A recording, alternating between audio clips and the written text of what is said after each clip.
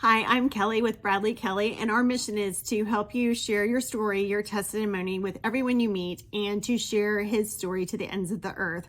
Christ gave us parables to share, and we have our story, our testimony that we are not meant to keep to ourselves. We are meant to be the light in a dark world and to show hope and encourage others. We hope that you enjoy these testimonies that we are highlighting on this channel and this platform, and we invite you to join us in sharing yours.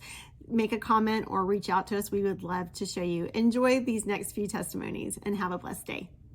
Hi, good morning. Thank you, David, for joining us to share your testimony. Our goal is to help you share your testimony to everyone that you meet and to share his story to the ends of the earth. And so we just really appreciate you being with us today. And we are just so excited to hear about your very interesting story that's going to I think going to be surprising for some people about growing up in America in a small town, USA. So let's just go ahead and get started and kind of tell me a little bit about growing up in New York State.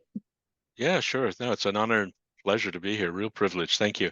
Yeah, it's I'm going to say in the upfront, I've told this story either in youth groups or churches or online in probably 20 different countries to thousands of young people. I mean, I've just been so blessed and honored to be able to share my story, and almost without fail, the people don't get it that you grew up in small town USA, 1,275 people it was when I was 18 years old, and still don't have a traffic light. We had 7 churches who had very poor attendance, apparently, although I'd never been in a church before.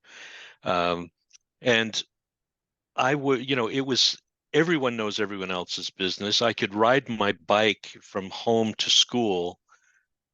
It was 1 mile, 1.3 miles, I think. And you could leave your bike outside. You could leave your doors unlocked. We had party lines on our telephones, so we could hear the neighbors having dinner if they didn't hang their phone up. And I'd walk up to them and say, "Could you please hang up your phone? Oh, and by the way, your husband doesn't really like fried chicken." I mean, it was this kind of and it was that kind of community. My mom and dad were both very, very popular teachers. My brother was a popular, very popular sportsman. I did okay. I was more on the academic side, but did quite well at sport. And long story short, as I mentioned to you earlier, other than my great grandmother asking me to say grace when all of the cousins and aunts and uncles got together, we're talking 30, 40 people for Thanksgiving or Christmas, she would ask me to say grace. Why? I don't know. So here's great granny, my grandmother, her 2 sisters, my 2 great aunts, and my mom all sitting there waiting for me to say, "Father, we thank thee for the night and for the blessed morning light, for rest and food and loving care and all that makes the world so fair. Amen." Now, I did this up until the time of 12, from about 8 to 12. Yeah. Now, my grandmother, tears running down her cheeks. "Oh, he says it so nicely. Oh, it's so beautiful." And my mom is crying, and my friends and cousins are going, yeah, yes. But that was it. And as I mentioned to you before, other than the little drummer boy, for some reason or other, the song, the hymn, giving me goosebumps and making me weepy, I had no idea. I'd never held a Bible in my hand, never been to Sunday school, never been to church. I didn't even know Jesus was a historical figure. I had no context whatsoever for stuff like that. Oh, there is one funny thing. Uh, when my brother had gone off to college, he had quite a traumatic experience with he was on a football scholarship, of course, and something happened in with his best friend who got injured, blah blah blah. Anyway, I was asked to write a short story, and Mhm. I wrote this very long short story called "The Search." And Mhm. this was about and I've taken now introduced a African American guy, a black kid from a small village. He's now going to go to West Virginia to college on a scholarship to play football, and he experiences segregation. He experiences bias, and he ends up at the end of the story in a church talking to the pastor who guides him on changing from being a quarterback to a wide receiver. That was it, you know. And that wasn't a true story, but I got a nice applause for it. But when my dad read it, when other friends read it, they cried, and I didn't understand why. So then I applied to go to Annapolis Naval Academy, and I didn't get in because of my I'm legally blind in one eye from a baseball injury. My SAT scores weren't good enough. I studied Latin instead of German. I mean, I don't know what I'm going to. I'm tipped as the all-American success story, the all-American boy. Applied to be an exchange student to go to South Africa, and I get accepted. And when I got there, they put me in a private boys' school in Cape Town, private boys' school. Then there's the family I'm staying with. I'm going to stay with one of four families. And then there's the Rotary Club, and the president of the baseball federation is in the Rotary Club, and he finds out I play baseball. So we got these things all going on at the same time. I let my very conservative short hair down and become a real pain in the backside for everybody.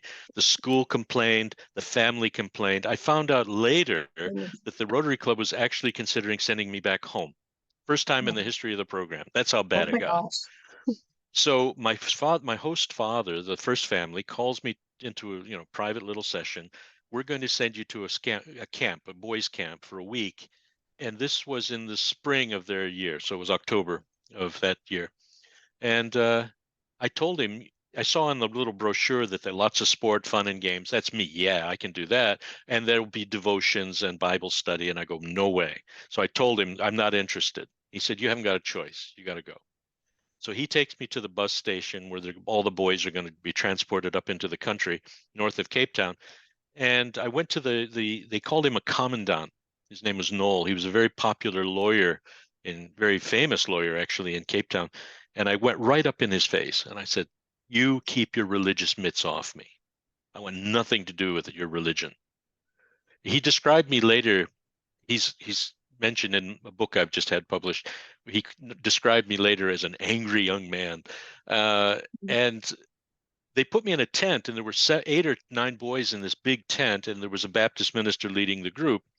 And by Wednesday, we got there on Saturday evening or Sunday morning. By Wednesday, I think he was wanting to quit the ministry. I mean, I was really a nuisance. Anyway, I'm enjoying the sport. I'm a celebrity. I'm an American. I'm on the trampoline. Nobody can do a flip. It was cool. Then on October 7th of that year, never forget it, Noel, the lawyer, was sharing a message at the final evening, go before we have final coffee, go to bed. And I thought, really? He's a real person. He talked about Jesus. He's real. I'm thinking no, but if it's true, then this is wow, then it means something. So I went to him outside while he was alone, and I grabbed it, wanted to just say thank you to him. That was really special. Thank you. I didn't. I grabbed him by the lapels of his jacket and I shook him violently. I mean, really violently, tears streaming down my face. I'm angry. I'm sure. Why has nobody ever told me this before? This is the most amazing news I've ever heard. Why has nobody ever told me this before? And Noel goes, that's why he described me. He talks about that moment. He said it was life-changing for him as much as for me. And he sat down with me and shared a couple of verses of scripture with me. And I pleaded with him. I said, you've got to introduce me to this guy, Jesus. And he said, oh, okay. And when he writes about this, he said, I introduced David to Jesus, and he called me Davy. So I introduced Davy to Jesus. Anyway, so the week finished. I go back to my host family, and everybody's on pins and needles wondering, what's going to happen. And my host mother came to me about 3 days later, and she said, something's different. Something's changed. I go, what do you mean? She said, the rough edges are gone. There's something's happened. I said, was the camp good? And I said, it was amazing. And I said, I feel like I've been born all over again. Now, I didn't know John 3. Noel didn't share John 3 with me. I don't have a Bible. I don't know what John 3 is. And she said, oh, so then Noel calls them and said, I want to take Dave to church. So the following Sunday, he takes me to his family. I get to meet them early. He's got 2 little girls at the time, Susan and Karen. Suki, she's 5.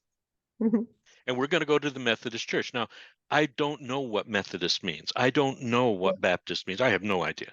So, and I'm worried that I'm going to make a mistake, because performance and image is a very big deal for me.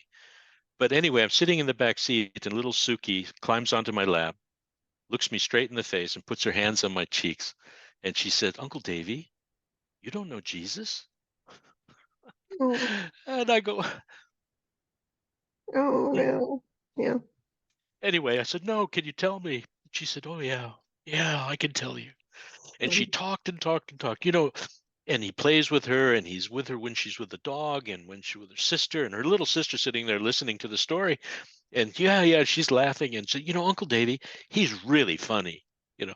And so here I've got the well-known top lawyer in Mhm. that part of the world, really, and the little girl have now told me about Jesus. So I go to church. There was nobody else in the room. That sermon was for me. You know how it is. Yeah. And I didn't know whether to sit, kneel. I didn't know any of the hymns, blah, blah, blah. Anyway, longer story short, that was it. And then I'll rush through the next bit. Then the baseball thing took over.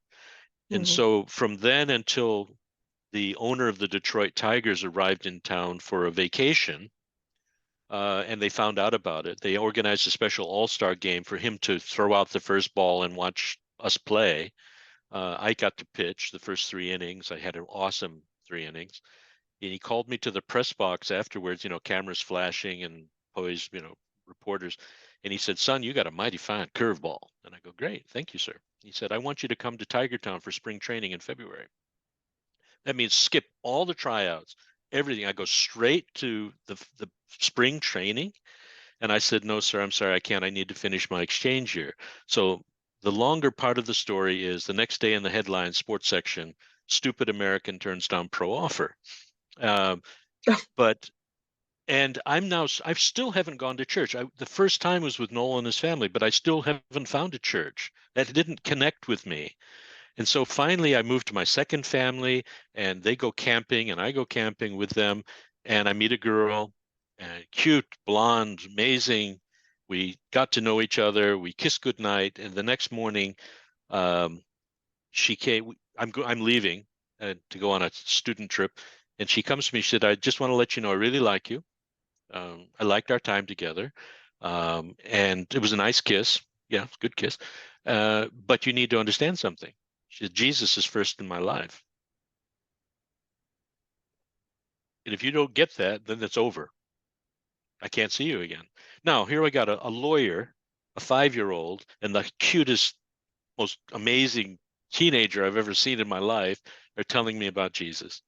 And I finished my exchange year, uh, turned down the Detroit offer, turned down an offer with Kansas City, turned down a full scholarship at Ohio University, didn't go to Vietnam because of my eye problem. And I go back to South Africa to coach, teach, and play baseball. And the week I arrive back, I get interviewed by Youth for Christ as the American Christian baseball player, because I'm kind of a celebrity by then. And it hits the headlines of Youth for Christ magazine, and I never looked back in terms of the opportunity to share my testimony, the simple story of an American small town boy who gets saved in the mountains north of Cape Town. And it just with thousands of kids, thousands of teenagers for year after year. It was just wonderful.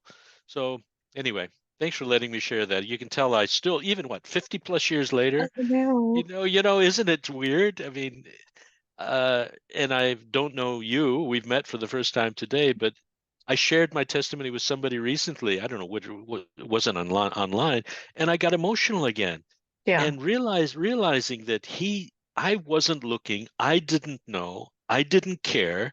As far as I'm concerned, religion's stupid. Jesus is not historical. He's not, much less real and relevant to some of my life.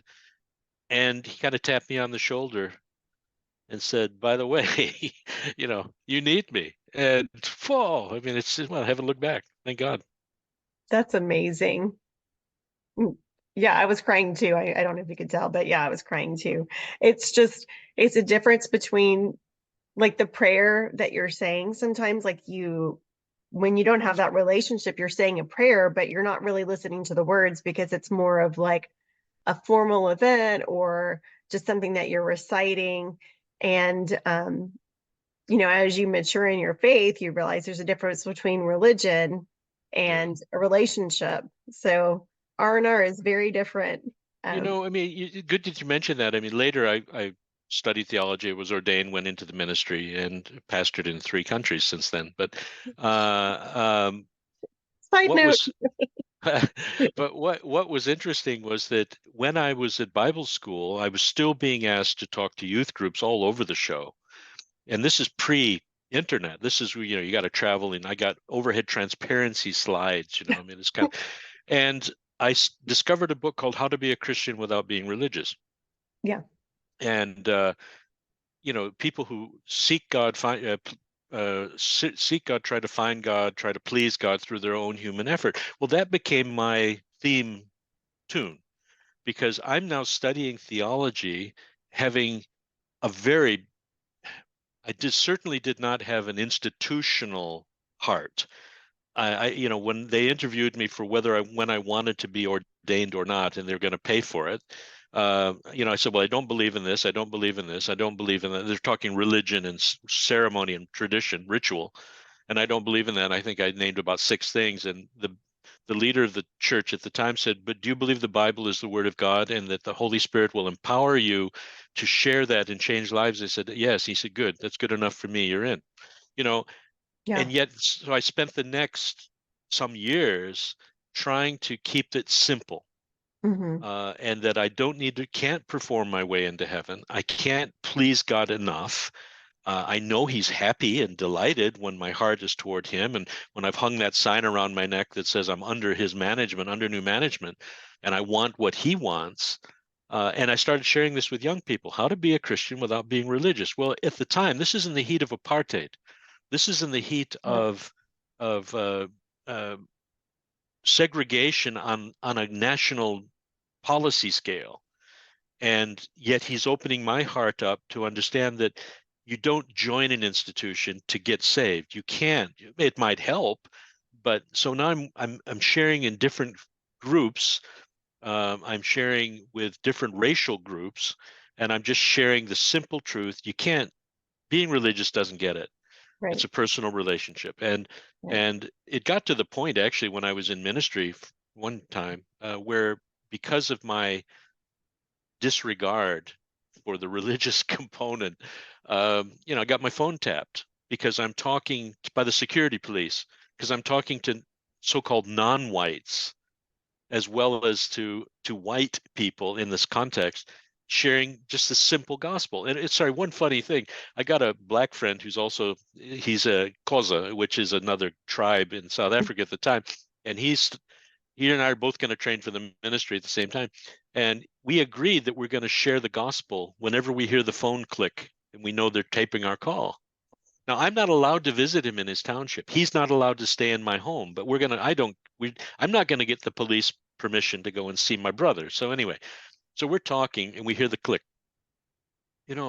Dave, he said, what you were sharing the other day about it doesn't matter what your religious persuasion is or your political persuasion. The most important thing is a personal relationship with Jesus. Is that what you mean?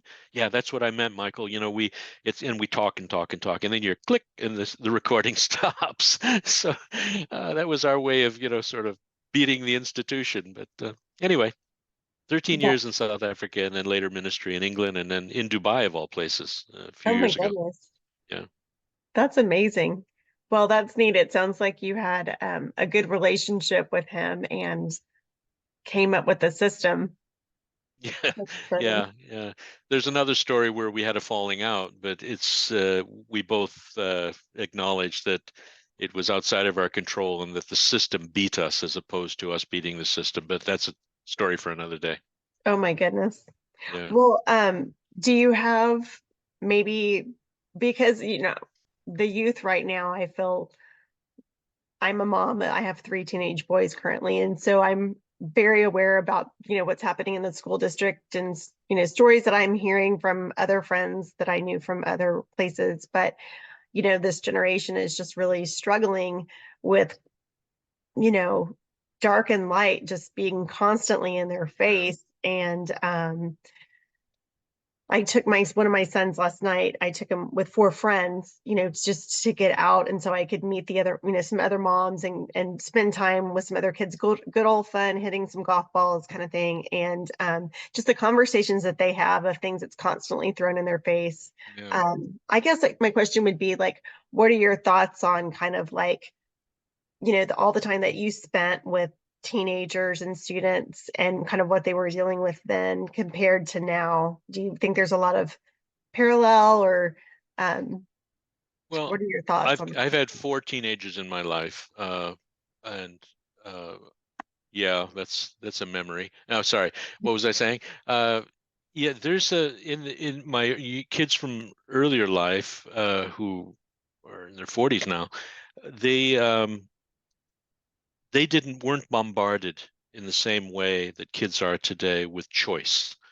And and there's so much in those days. It's black or white, and you what you chose to read, what you chose to watch. I mean, in South Africa, for example, we didn't have TV only once a week, Yeah, and then it was in alternative languages and only 4 hours a day, but then so their choices were boiled down to very simple things, and therefore to share, for them to be part of the community, to be part of what I was doing as a pastor with youth and what have you, was as natural as anything. They and the kids, they weren't wrestling with the same kind of shades of gray that we get now, because we would now, my son, who's 23, 22, be 23 in May, he um, he is constantly having to filter, and you mhm, don't know what you're hearing is true or real, or even maybe it's AI for all we know, and so putting up guardrails around him, is what my fatherly instincts wants to do. I want to protect him from that. and right, and you can isolate him, or you can provide a trusting relationship where he will confide in me if there's confusion.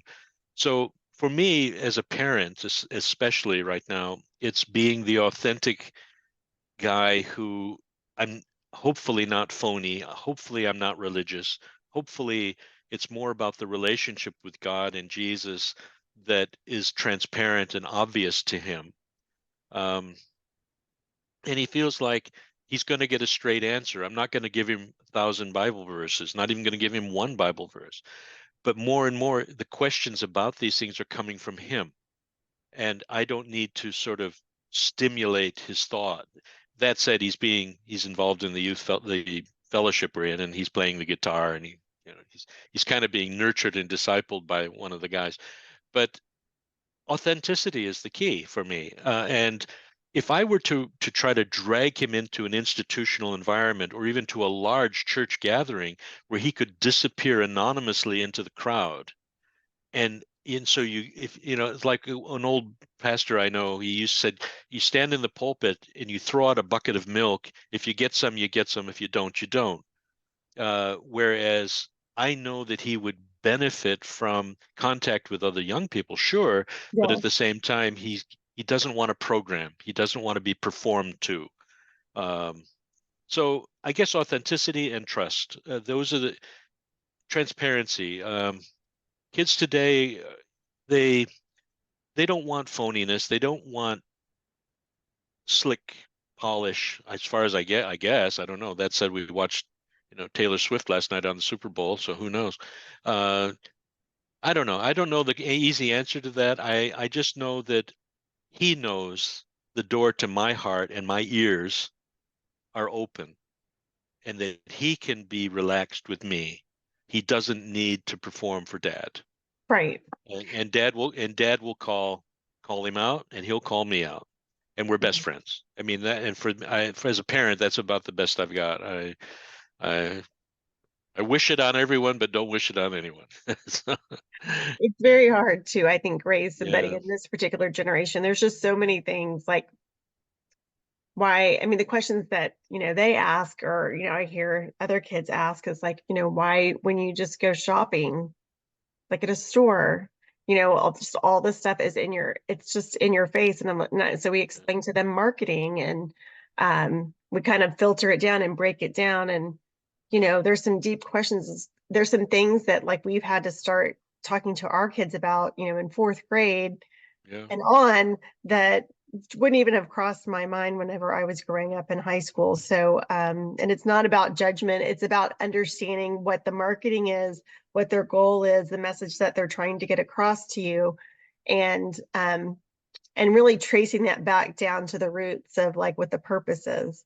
So, it's in the school. You can't hide from that. So you have to have these conversations that make you uncomfortable with your kids. But if you don't discuss it with them, then they will interpret the marketing however it's intended. Well, the thing is, and we're in this caught in the crossfire on this one because the world is saying more stuff means success. More stuff means happiness. Um, and so they're getting bombarded with choice.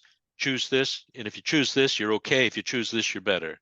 This phone, whew, now you're awesome. Uh, and so the more stuff you have that has status, I've got a British passport too, has status attached to it, it's just part of the message that's going out there. You're nobody, you don't have value, you don't have worth, you can't be respected until you have this stuff. And helping them to filter out what's the difference between the important and the urgent and the who cares is really really a tricky thing these days. Just a quick joke, and my wife won't like Sure. this. She's Ukrainian, and Really? uh, and and Michael, our son, was born in Ukraine, so 25 years down the road. But when we first left Ukraine and we went to work at the time in the British Virgin Islands of all places, that's a long story. She and my stepdaughter were exposed to American telemarketing and sales on TV. And so I get home from work and my wife would say something like, "Do you know that if we buy that, we get another one free?" I mean, it's amazing. I said, "Well, let me teach you something very quickly. Nothing's free, you know." Wow, but it says, and I said, "Okay," and so it was the idea that, and she's learned now. She's a manager at Walmart, so she gets it now. So the idea of filtering is really a challenge for us as parents and for kids. Um, yeah. Anyway, enough of that one. We got. No, my dad, growing up, would always say that TV turns your brain to mush. Yep. Absolutely. Um, yeah, it really is a struggle with just the conversations we've had to have as parents. And I think that sometimes like churches here, we moved out of a city into a smaller area in 2019 to help, be closer to my father. He was going through he's passed away, but he was going through kind of the end of life. And so my kids were able to kind of see that and appreciate how family helps family and kind of just that process. But um, you know, there's no perfect place to live. There's no like you can search and you keep searching, but then when you get back down to it, um, Yeah. there's really only one thing that matters. Yeah. I mean, we teach it, we preach it, we share it, and it's reflected in us as parents. Can we count on Him, God? Is He there all the time? Can He? Is He somebody that we can manipulate and please in order to get him to do what we want? No. Well, He's not a dad's the same. genie. Yeah. No, and he's not going to fix all your problems immediately. And it is a Yeah. partnership, and Right. and you've got to work with him and walk with him and discover what that means. Well, hopefully, if somebody, I don't know if this will ever happen, but if somebody said to asked my son in later years, "Hey, God, Jesus, so what's he like? What was your dad like?" Well, yeah, he was like that, reliable, consistent, faithful, um, steady, honest, direct, calling a spade, and not being afraid to be wrong. And he didn't have it all buttoned up, but he knew it. He knew what he didn't know. He knew what he did know. He played to his strengths. And if that's the kind of image that he has of God's love for him, Hmm. well, I hope that I can just, give a little smidgen of that example, for him. But anyway, it's I yeah. call Anyway, that I call it a faith legacy. So when my father passed away, he wrote down all of his Christian beliefs. He called it his Christian creed, and it was all of bullet points. And he left them in a folder for all the grandkids and for us. And I think that for me, that meant a lot because I think sometimes when someone passes away, sometimes people have regrets. Did I ever have that conversation? Did they really understand the Lord? Did they really have a relationship with them? And even though if you knew that your family member was a Christian, just having that written down, I feel like, for me, that meant a lot. And, leaving a faith legacy is what goes on to generation and, plants that seed for the next. So for those people that aren't quite confident in sharing their testimony, um, what do you have to say that, I guess, kind of as we start to get to a close? I think there's a lot of people out there that don't know how to share their testimony. Of course, practice makes you feel more confident, but if they feel like, their testimony is, it wasn't earth shattering, um, you know, there wasn't really like a huge transition. They didn't feel like they were taking that risk to have a relationship with Christ. What would you say about somebody feeling more confident of sharing their not so amazing testimony? yeah, I know. And as I said to you earlier, I was so grateful to. I said to a lady recently who I was interviewing to contribute to my book. She grew up with it, and I said to her, "I'm so jealous," but at the same time, I'm grateful that I didn't have to untangle all of the religious stuff. Um, um, one of the things that there's a simple thing. Jesus healed the blind man. He got dragged before the Sanhedrin. They brought in his parents, and they said Jesus did this on the Sabbath. It's wrong. This guy's a bad guy. And the guy said, "Look, I don't know if he's a bad guy or not. All I know is once I was blind, but now I can see." And there, for many people, there's a moment when that light comes on. But for lots of other people, it's a dawning, over time. One thing that I've tried to help young people do, as well as young Christians, and we're actually doing this in our home fellowship in the very near future, is I started off by getting people to tell their story on paper with a Mhm. with a storyboard. How did it start? Where were we? And I drew a little picture of a small town, and then I went to South Africa, and I do that. Then I went down, and because I was a pain in the butt, and then I went up, went to the camp, and then I went over here, and then I went, and I kind of drew little pictures on all the highs and lows, starting from where I was in the beginning, not necessarily have a moment like I had, but where I am now.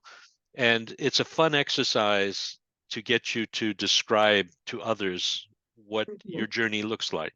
The other thing that I've often done is I said, just if there is a before, what was it like? Right. And if there was a time or a how when the light came on in some special way, what was that? What happened?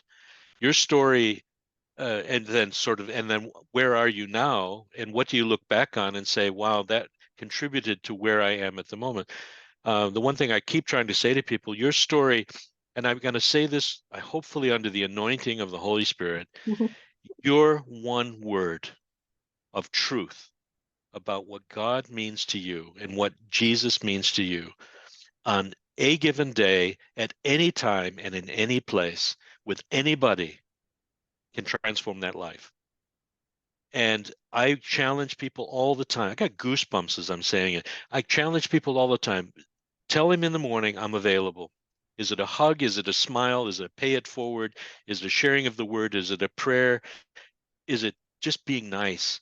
If you do that, if that's who you are, be authentic and real and genuine, and you're giving yourself as a partner in the gospel with him, he'll bless it.